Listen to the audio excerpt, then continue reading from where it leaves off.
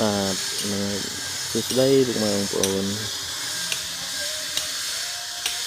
នេះជាងគាត់កំពុងស្ដាប់រូបផ្សេងដែល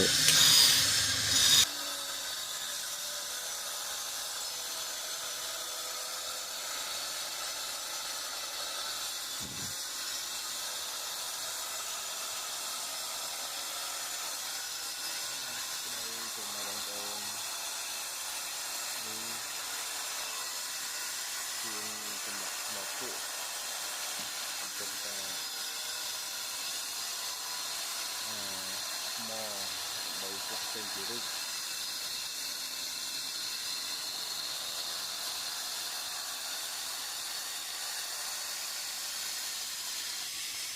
នេះព្រះអង្គកណាស់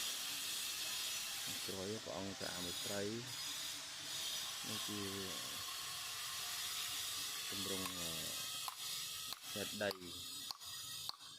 តូចទេបងប្អូនកម្ពស់ត្រឹម1.3 ម៉ែត្រហើយនេះយើងធ្វើ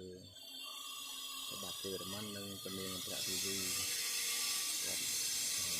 ព្រះអង្គក៏អង្គុយលើបល្ល័ង្កលើ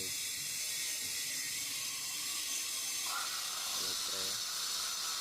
គឺទីនេ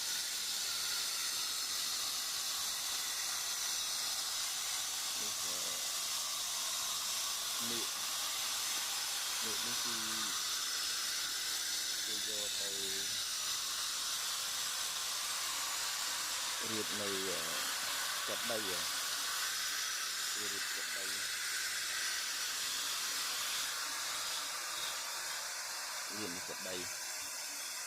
ហើយ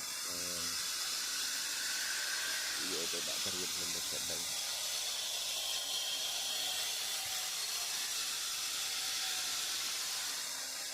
ហ្នឹងបងប្អូនបងប្អូន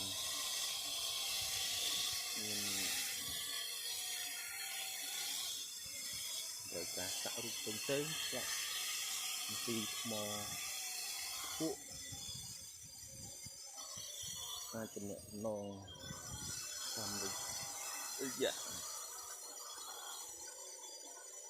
មានលេខទូរស័ព្ទដាក់នៅពីលើ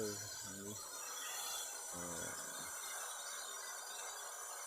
បល្ល័ង្កព្រះធ្វើបល្ល័ង្កទឹកហ្នឹងបងប្អូន